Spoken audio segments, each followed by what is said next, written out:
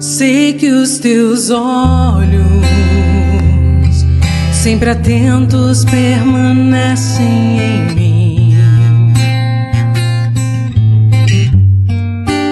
e os teus ouvidos estão sensíveis para ouvir meu clamor.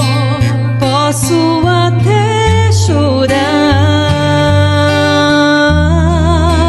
mas a alegria vem de manhã.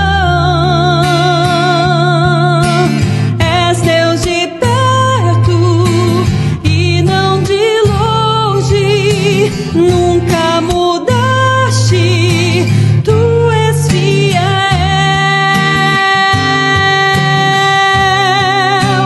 Deus de aliança, Deus de promessas, Deus que não é homem. Olá, meus irmãos e minhas irmãs, é sempre uma grande alegria poder revê-los através do estudo da Palavra de Deus. Eu gostaria, antes de a gente iniciar essas considerações, de convidá-los para uma palavra de oração. Santo Deus, muito obrigado, Senhor, por nos colocar à nossa disposição a Tua Palavra diariamente. Obrigado pela Tua bênção, a bênção do Teu Santo Espírito, e queremos Te suplicar nesse momento que possa nos dar porção dobrada do mesmo, para que possamos ter a inspiração e a iluminação necessária para a compreensão do tema que nós estudaremos agora, para que nós possamos ter condições também de praticar e de ensinar aqueles que nos cercam. Nos conduza debaixo da Tua vontade e de acordo com a Tua orientação, é o que te pedimos agradecidos em nome de Jesus. Amém. Pecado, Evangelho e lei. Três coisas distintas, contudo, dá para formar uma peça de crochê extraordinária, fechar um quadro harmônico que um mostra a compreensão do outro.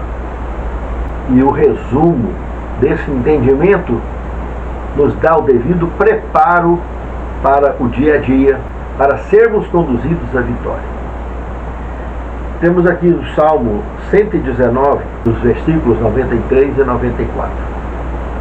Nunca me esquecerei dos teus preceitos, pois é por meio deles que me tens dado vida. Sou teu, salva-me, pois eu busco os teus preceitos. Aqui o salmista está confessando, está suplicando de Deus, que por causa dele buscar, dele não abrir mão dessa busca dos preceitos de Deus, dos mandamentos de Deus, das orientações de Deus, ele não negocia. Esse salmista aqui, nessa ocasião que ele escreveu esse salmo, ele não negociava a sua fé em hipótese alguma. Ele não abria mão de ser desse jeito, de ser uma pessoa equilibrada, de ser uma pessoa direita e que buscasse as orientações de Deus, porque ele vivia segundo essas orientações. É uma confissão que ele faz aqui. Então, quando nós servimos a Deus em espírito e em verdade, assim o adoramos, irmãos, esse padrão de adoração, esse padrão de vida religiosa, de religação com o Criador, ninguém abre mão, ninguém negocia a fé quando chega nesse estágio. Por isso que é importante nós adquirirmos o amadurecimento espiritual, que nos dá essa condição de andarmos dia a dia unidos com Cristo, conectados com Cristo, conectados com a luz, com a palavra de Deus.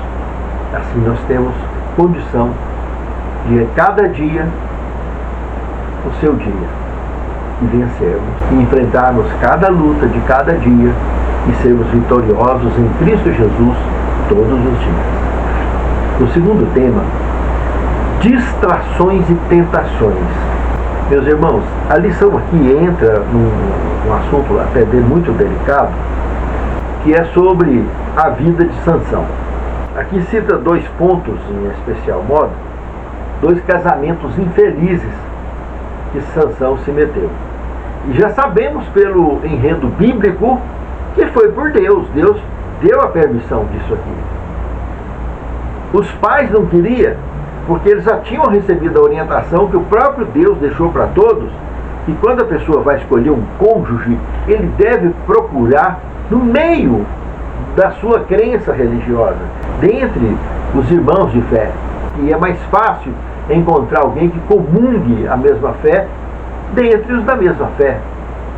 Mas baseado nessas duas experiências aqui, e dentre outras que temos no relato bíblico também, inclusive aquela que Deus manda o profeta procurar uma meretriz e se entender com ela, para servir de exemplo, para ilustrar a relação de Deus com Israel, com o seu povo, de Deus com a igreja. Muito grave aquilo, muito sério.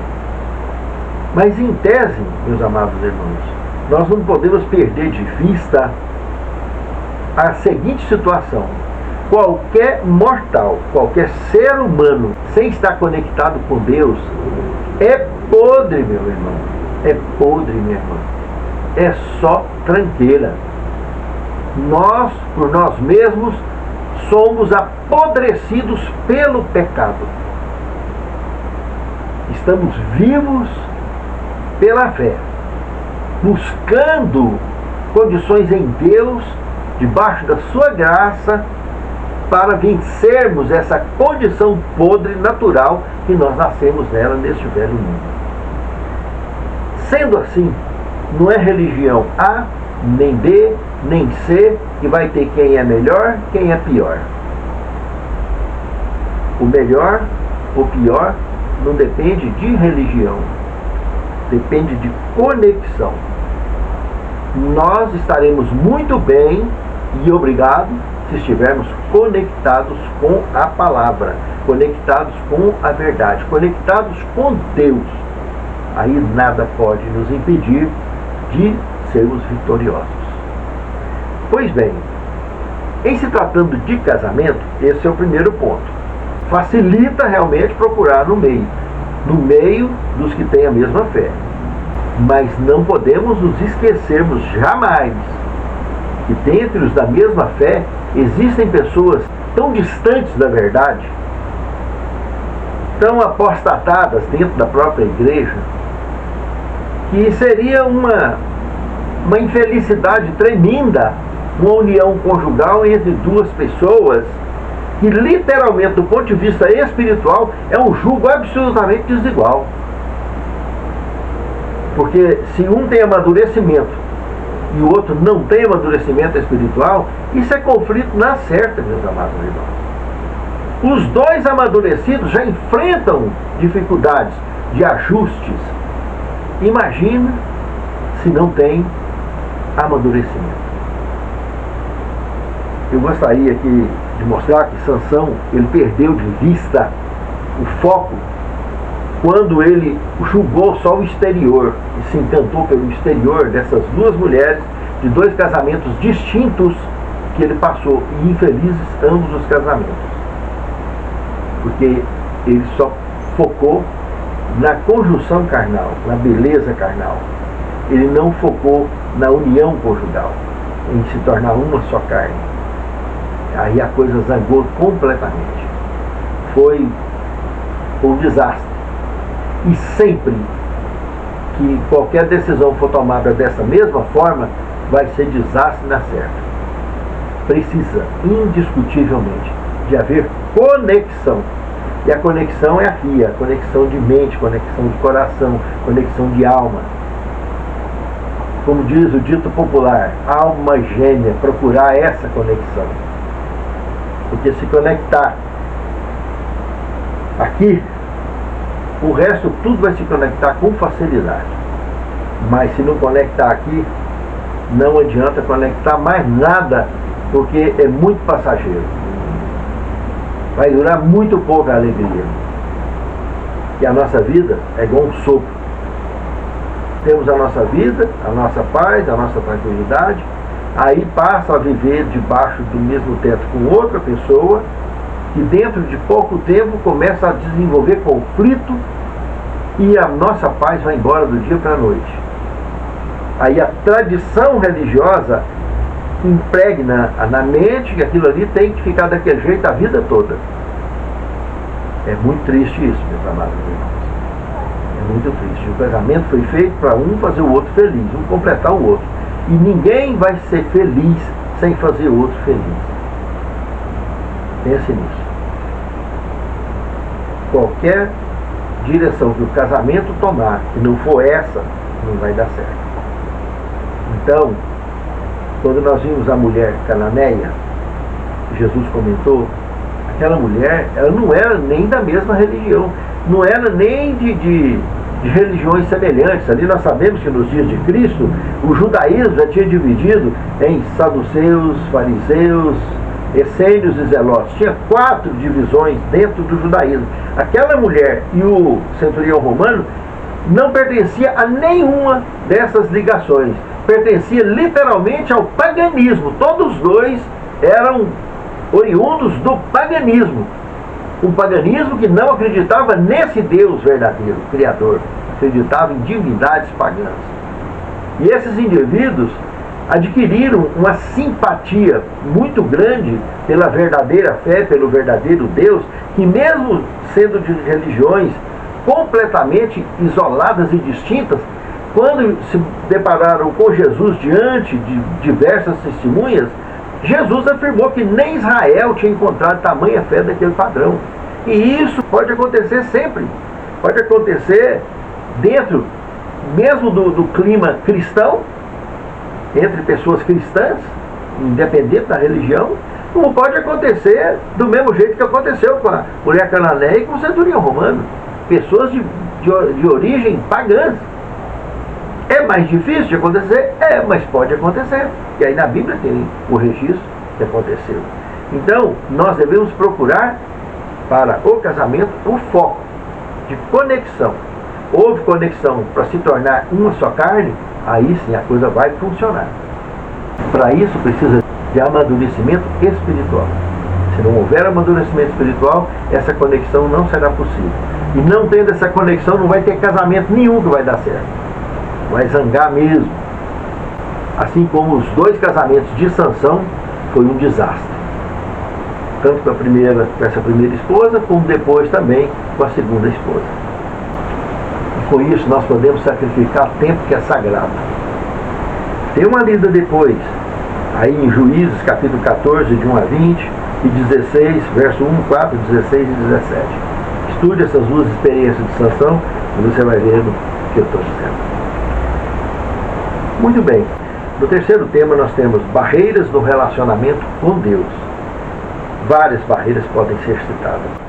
A primeira delas eu poderia citar 1 Coríntios no capítulo 10, no verso 12, que está falando que aquele que se considera estar de pé, cuide para que não caia.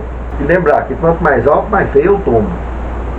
Esse contexto de 1 Coríntios 10, se você observar o verso 10 mesmo, nesse contexto, você vai ver que ali tem a história do exterminador, que o povo, lá durante o êxodo, provocava a ira a Deus, e Deus mandava o exterminador para bater de frente com eles.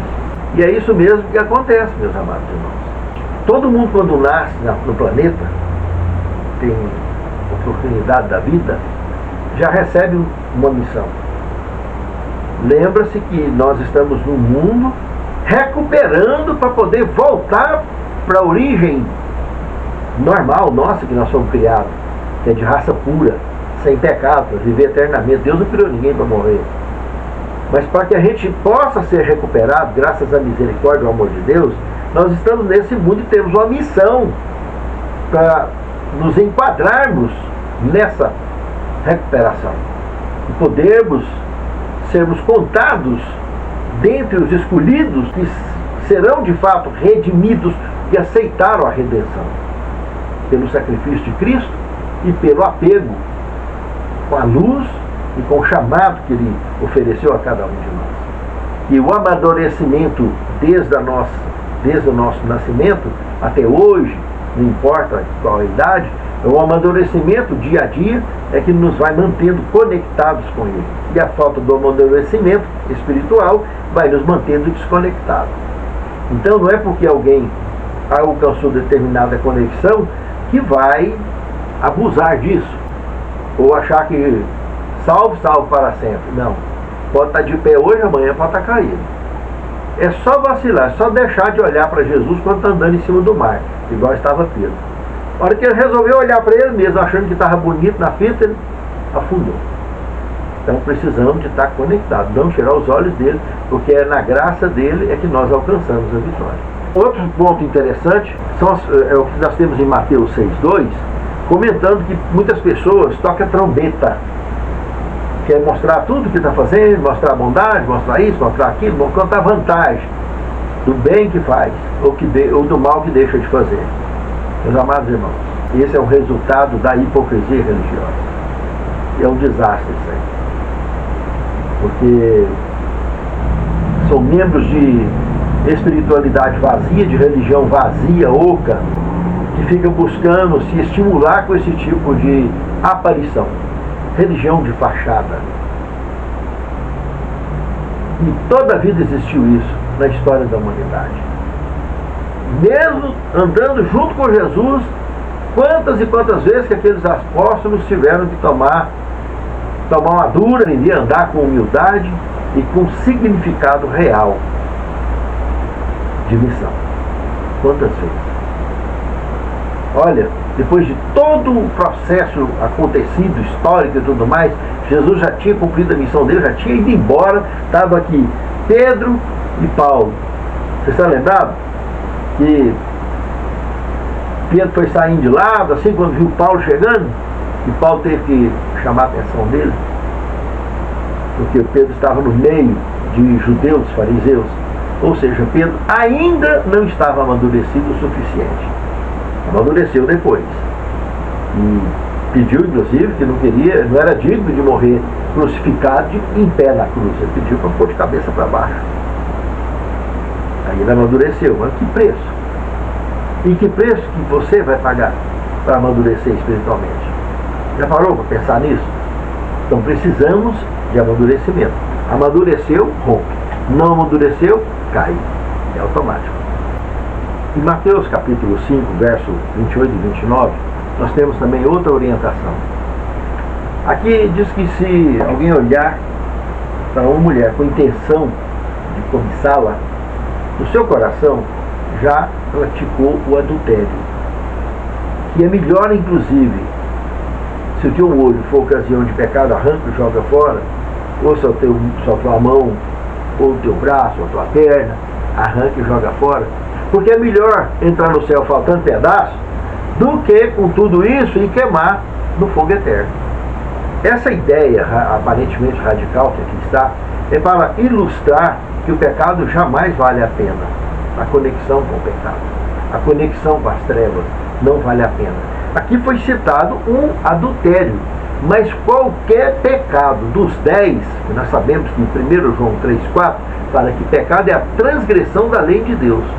Ou seja, dos 10 mandamentos, 6 mandamentos está falando sobre o próximo, que resume a lei em amar a Deus acima de tudo, eu guardando esses 4 primeiros mandamentos. E os outros 6 mandamentos dos 10 está falando sobre o próximo, iniciando com honrar pai e mãe, e terminando justamente com não cobiçar nada que pertence ao seu próximo.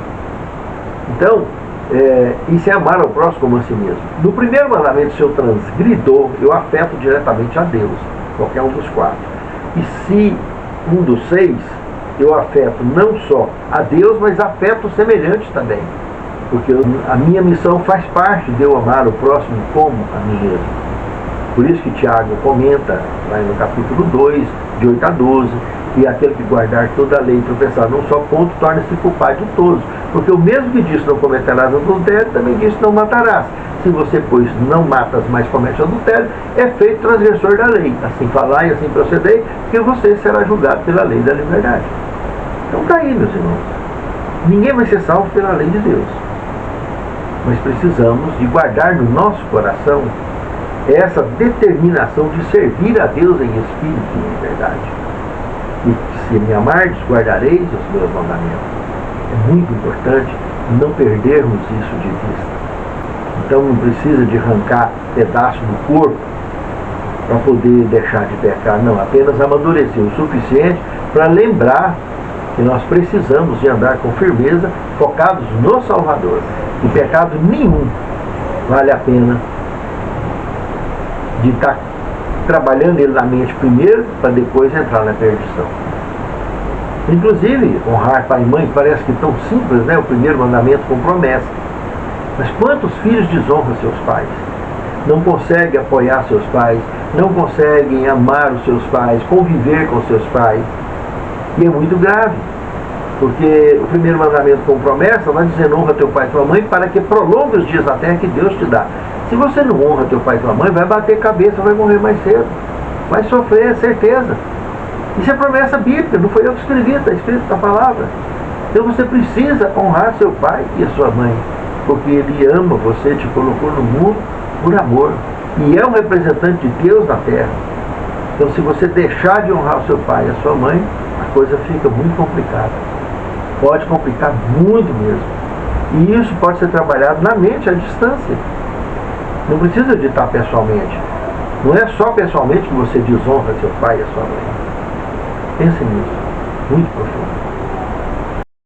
De conduta cristã, os 10 mandamentos. 1 João 3,4. Pecado é a transgressão da lei de Deus. Pecado é isso. O que sai de pecado, para estar pior do que ele, se chama abominação. Aí é outro padrão. Abominação é abominação. Pecado é pecado. Pecado é a transgressão da lei de Deus. Blasfêmia é outro padrão ainda. Tanto a abominação quanto a blasfêmia afetam diretamente a Deus. O pecado, os 4 primeiros mandamentos afetam a Deus, e os outros 6 afetam a Deus e ao semelhante.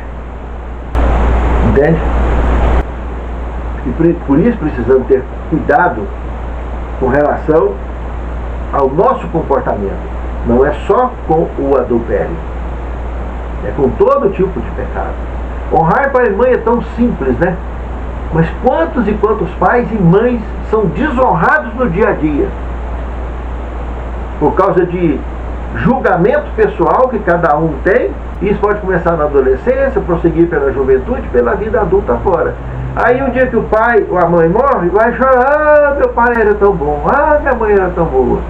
Depois que perdeu, não adianta nada. O que resolveu para isso? Deixou de dar o carinho, deixou de dar o amor, o afeto, o abraço fraterno, o apoio tão importante de um filho para um pai, de uma filha para um pai, e vice-versa. Deixaram de conviver, de trocar esse abraço, de trocar essa honra maravilhosa, e ficar em harmonia com a palavra de Deus, justamente por causa de quê? Do orgulho, por causa da cegueira espiritual, por causa da imaturidade espiritual. A síndrome de Peter Pan e de Sinim está assim, ó, dentro da igreja. Pessoas que morrem velhos sem ter amadurecido, especialmente na fé. Outros não amadurecem nem na vida. Mas precisa ficar ligado. Tem várias formas da gente poder estar pecando e não estar observando. Está de olho só nessa questão do adultério. Mas todo pecado pode começar nos olhos e na mente. E ele toma conta de tal forma do coração que vai indo, você não dorme sem pensar naquilo mais, até você estar mergulhado em fazer aquilo que você focou. E está vivendo e convivendo aquilo. Seja a desonra do pai contra o pai e mãe, a exaltação própria, seja o adultério, seja a desonestidade, seja o que for. Pense nisso, amado irmão. Pense nisso, amado irmão.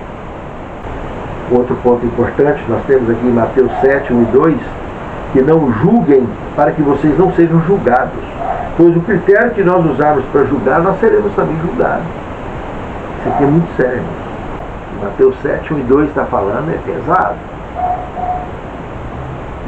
E é justamente esse tipo de conduta que muitas vezes nos levam a cometer pecados gravíssimos.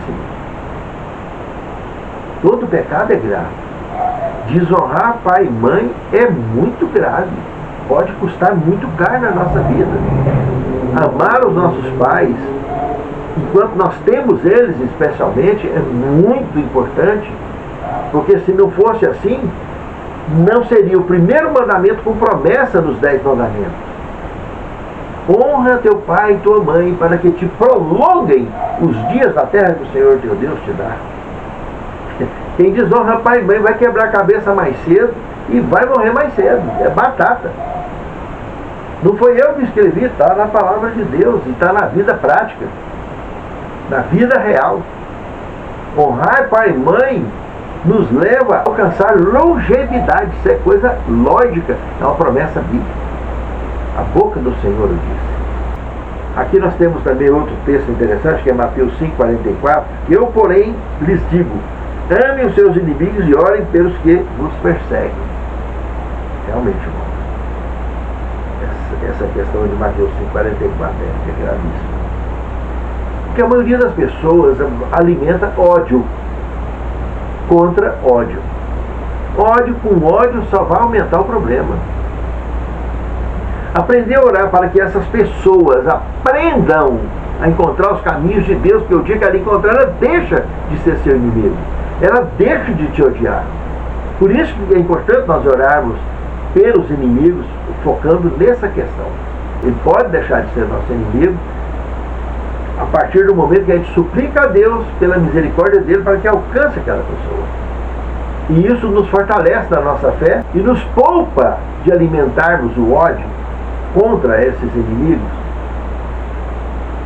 e radicalizarmos o nosso comportamento e desestruturarmos a nossa fé por causa de alimentarmos algo tão maldoso, algo tão prejudicial à nossa fé como é o ódio.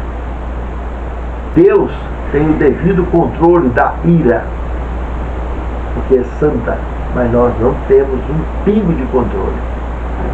Só Jesus dá calma, para que a gente possa superar. Inclusive lá no verso 22 do capítulo 5 de Mateus, ele fala, eu porém vos digo que todo aquele que se irar contra o seu irmão estará sujeito a julgamento. Então não vale a pena. Não vale a pena. Alimentar a ira é horrível. Entregue a vingança ao Senhor e Ele recompensará. Isso é bíblico. Quarto tema, a lei de Deus. Irmãos, nós temos em Êxodo capítulo 20, do verso 3 a 17, são os 10 mandamentos da lei de Deus. Vamos lá. Êxodo 31, 18 comenta que Deus escreveu em tábuas de pedra com seu próprio dedo esses 10 mandamentos, sendo que já existia condições de escrita normal que Moisés escrevia, o Pentateuco, e já era muito antigo que a escrita já vinha sendo praticada. Normal. Em papiros, em tablitas de barro e coisas do gênero. Sabe, irmão, por que que Deus escreveu com o próprio dedo e entregou para Moisés? Presta atenção nisso.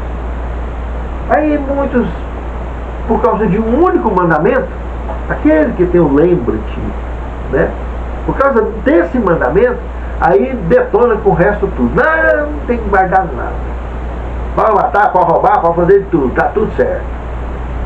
Porque aonde fala que está errado é lá, nos 10 mandamentos. Então não tem que guardar, está tudo certo então. Então pode deitar e rolar. Já pensou se o trânsito não tivesse lei, se a natureza não tivesse lei? Lei da gravidade, as leis naturais. Já pensou como é que seria o mundo sem lei? E aí é Deus que vai ficar tudo certo com ele sem lei, né?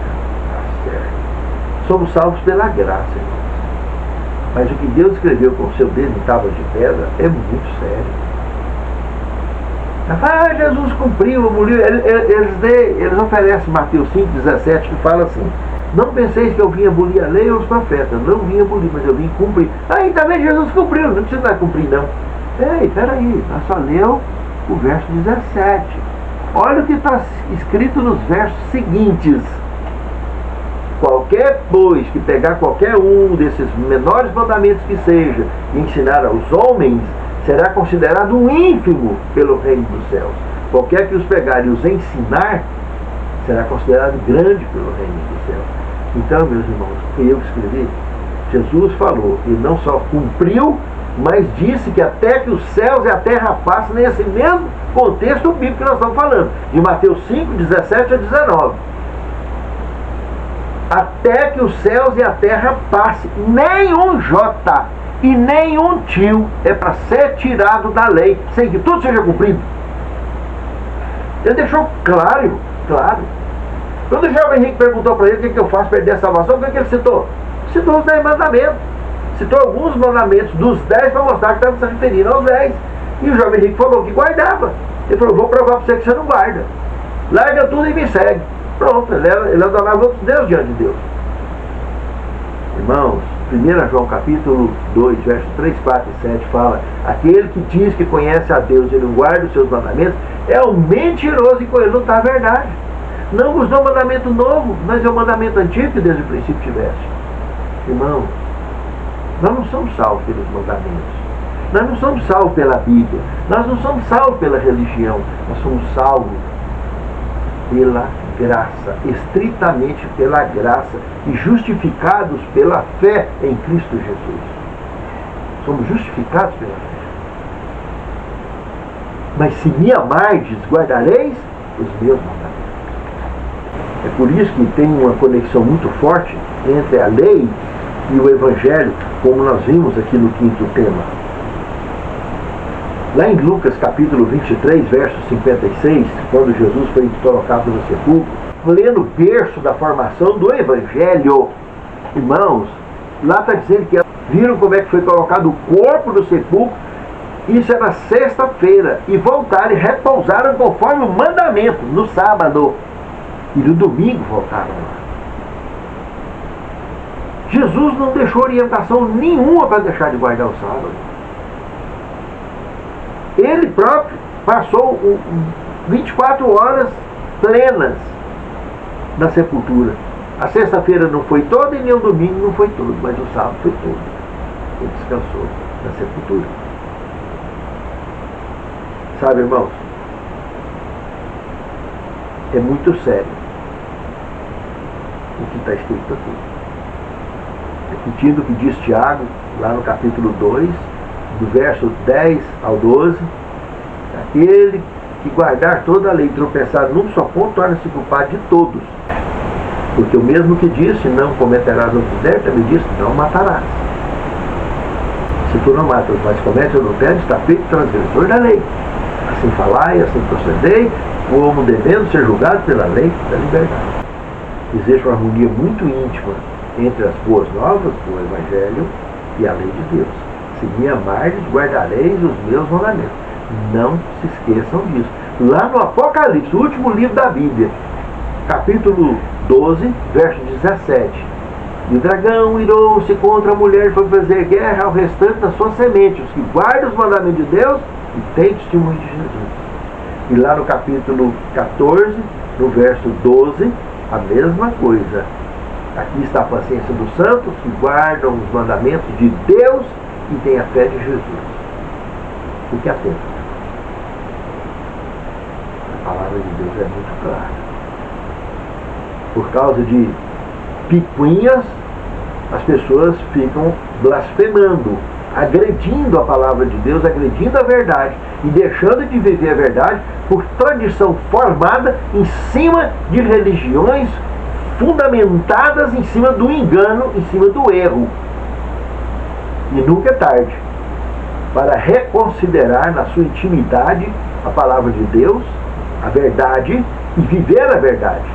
Conhecereis a verdade e a verdade vos libertará. Pense nisso. Gravíssimo. Conhecer e praticar, sexto tema. Irmão, nós temos uma orientação no Sermão da Montanha, no capítulo 7, verso 24 ao 29. Jesus comenta, é um apelo que ele faz, fechando o Sermão da Montanha, dizendo que aqueles que conhecem a palavra de Deus e procura praticar, viver aquilo que ele conhece, ele fortalece o conhecimento dele de tal forma que ele compara com a pessoa que vai e constrói uma casa num alicerce de rochas. Essa casa vai aguentar tudo quanto é tipo de intempérie que aparecer. Seja tempestade, seja ventania, seja tremor, seja o que for.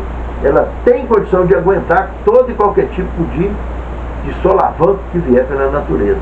Tem mais chance de ficar de pé do que uma casa que é construída na areia, que ele compara aqui. Que são as pessoas que ouvem, conhecem a palavra, mas ignoram a palavra, não praticam a palavra. Esses estão construindo casas na areia. Pode ser 30, 40, 50, 60, 100 anos de fé, mas estruturado na hipocrisia, não adianta nada, porque conhece e não pratica. Porque o que sobra daquilo que nós conhecemos e não praticamos é só hipocrisia, é só fachada religiosa. Sepulcro caiado, Jesus chamou isso. Por fora tá limpinho, né? Igual a sepultura, mas por dentro é rapina, é carniça. Porque não consegue dar espaço para o perfume da palavra de Deus, para o perfume da presença de Cristo, que nos leva a nos libertarmos dessa carniça, dessa rapina hipócrita da vida religiosa, sem praticar a verdade.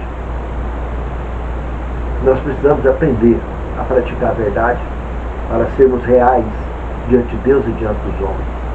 Entender a nossa missão, praticar com as orientações da palavra de Deus. Só assim cumpriremos a nossa missão com Ele. Para finalizar, sétimo tema, palavra viva. Irmãos, nós temos aqui um conteúdo de Profetas e Reis, na página 273, que eu acho interessante. Foi pela fé na viva palavra que se realizou a reforma nos dias de Elias e Josias. E foi para essas mesmas escrituras da verdade, a mais rica herança de Israel, que o profeta Jeremias apelou com seus esforços para levar o povo a fazer uma reforma. Onde quer que ministrasse, que ia ao encontro das pessoas com fervente convite. Ouve as palavras dessa aliança, como temos Jeremias 11:2. Palavras que dariam a eles plena compreensão do propósito de Deus de estender a todas as nações o conhecimento da verdade salvadora. As reformas também, no contexto da vida de Salomão e de Davi, nesses dois, segundo e terceiro reis de Israel, que governaram, os dois últimos que governaram Israel como 12 tribos, né? Também se fundamentou dentro desse contexto. Ó Senhor, fortaleça a nossa fé para que possamos respeitar a Tua palavra, reverenciar a Tua vontade e aprendermos a vivermos de acordo com a Tua vontade. Santifica-nos, Senhor, na Tua palavra.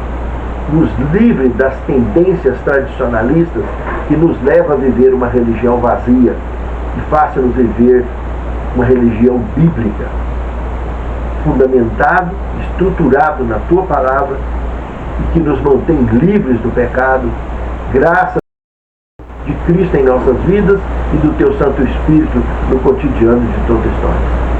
Prepare-nos para o Teu reino, é o que te pedimos agradecidos em nome de Jesus. Amém. Sei que os Teus olhos, sempre atentos, permanecem em mim, e os Teus ouvidos estão sensíveis para ouvir meu